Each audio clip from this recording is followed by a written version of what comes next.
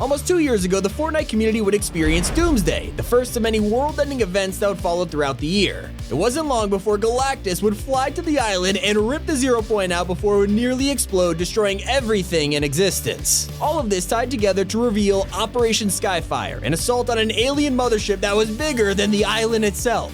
With Slurpy Swamps and Coral Castle already being abducted, there was one final target left, the Imaginator's base, which just so happened to be rigged with gigantic bombs. And so a ship that big exploding means the major destruction of the Fortnite island we had all been waiting for was finally here. Or was it?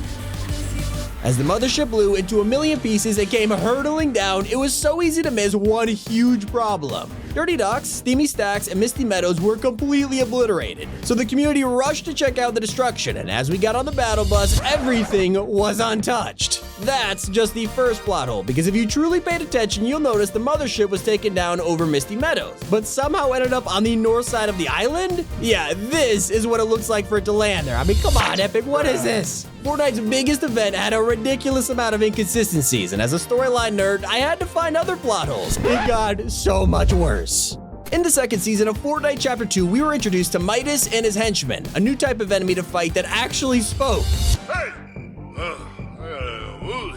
Sorta. For the past few years, these NPCs have evolved from being a simple mechanic to one of the most important storytelling tools, and that's where Fortnite's lore starts to step on its own toes. The basic core of Fortnite is the loop, and one of the most essential parts of this is that nobody on the island can speak, and instead are forced to fight each other. So of course, the main question has always been, why can NPCs talk to us, and vice versa? It was in Season 6 we were told about the last reality and Agent Jones' whereabouts through Jonesy the First. Not only does he talk to us, but also he seems to be outside of the loop. Things get really weird when we're forced to actually kill Jonesy the First to continue the story. It's once you kill him, he comes back in a weird glitch format and can still talk to you despite the fact we literally just gunned him down. Not only was this never explained, but they doubled down and made it even more confusing in Fortnite's Batman crossover. The first person we see escape the loop is Batman, and the grand reveal is he's still on the island but can't actually see anyone except others who also escaped. This all ties together to me Jonesy the First is either incredibly special or everything wasn't really thought through. As for Chapter 3, there are even specific people on the island who shouldn't even be there in the first place. Right now, you can talk to Jon Jones at various 7 outposts, but if you remember correctly, Jones overloaded his portal device during the Zero Crisis finale, which is what he used to stay out of the loop. If a Battle Royale match means we're in the loop, how is Jones not affected by it?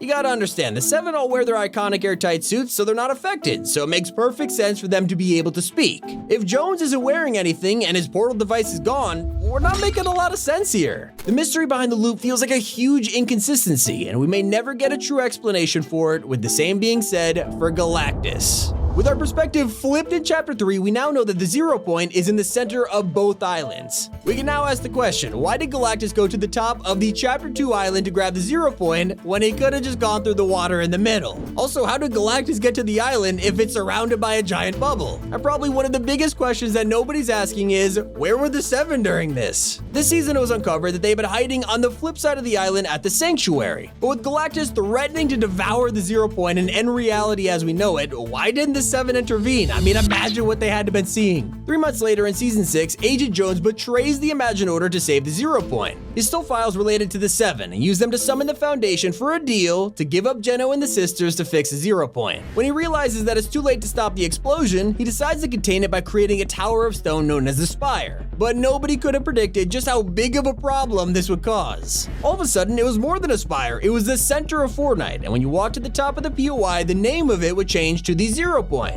We also knew it was in there thanks to the event and the Season 6 trailer, which showed the Foundation inside of it. This was agreed upon, and the evidence all pointed to it being the case, until the comics came along. When Batman breaks into the bridge, you can see the 0 point in the center. It wasn't encased in stone, and there was no evidence of the Spire being there at all. If the Spire was built to heal the 0 point, then where is it? Well, this was a question asked by so many people that the writer of the comics actually came out and gave us an answer. Supposedly, the Spire extends way down, and its purpose was to heal the the 0 point, and part of that healing is returning it to its usual place. And that brings us to another problem with the Spire. These assassins guarded the Spire from any trespassers who would try to meddle with the 0 point, and weirdly enough, they wore amulets containing the Imagined Order's logo. Considering the Foundation hates the IO, it makes no sense why the Spire would be connected to the Imagined Order. And yet Spire assassins seem to know more about the Spire than anyone else, and that could have also been really helpful against the last reality, but I digress. The Imagined Order plot hole. Probably the most inconsistent set of characters in the entire Fortnite storyline.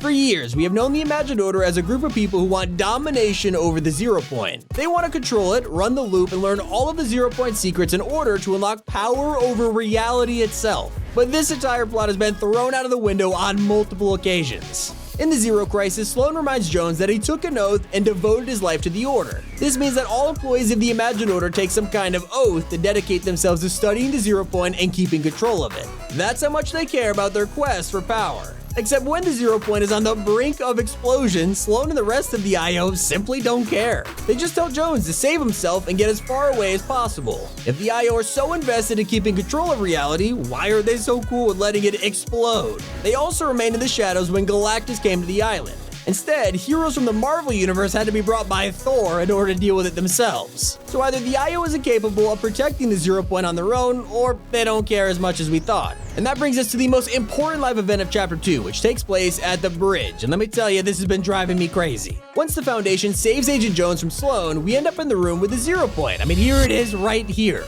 It's not even 5 minutes later when the event's about to wrap up, the full island reveals itself, and it kind of makes you wonder, where'd the bridge go? And the same can be said for Midas in Chapter 2, Season 2. The chapter originally began with two teams pitted against each other, Alter and Ego. Then, as the storyline progressed, they were suddenly renamed to Ghost and Shadow for an unknown reason, with dozens of extra members on each side. Despite Midas appearing to be the founder of Ghost, he switched to Shadow later in the chapter, and his daughter Jules was also a member of Shadow. And the Midas problem just gets worse. Throughout the season, he was teased to have connections to the Golden King Oro, and was also developing his own suit called Cyclo. This suit was teased before the device event, with Midas preparing to wear it to defy the storm, and then just as we're about to see it brought to life, it never appeared. And so I call this the curse of Midas, because he was thrown into the background and doomed to a life of marketable reskins. Oh no! But finally, for the most notorious mistake in Fortnite storyline history, we have to rewind to last year.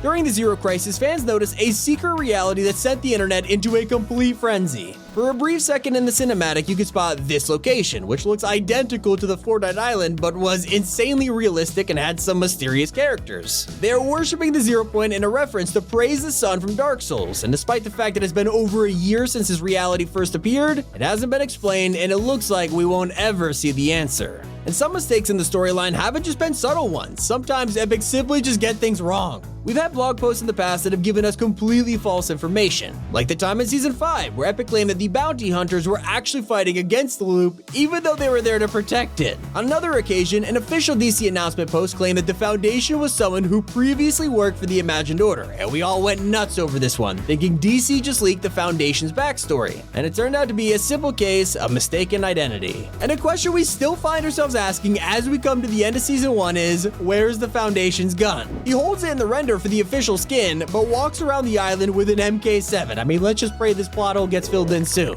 It's Batami, keep it here on Top 5 Gaming.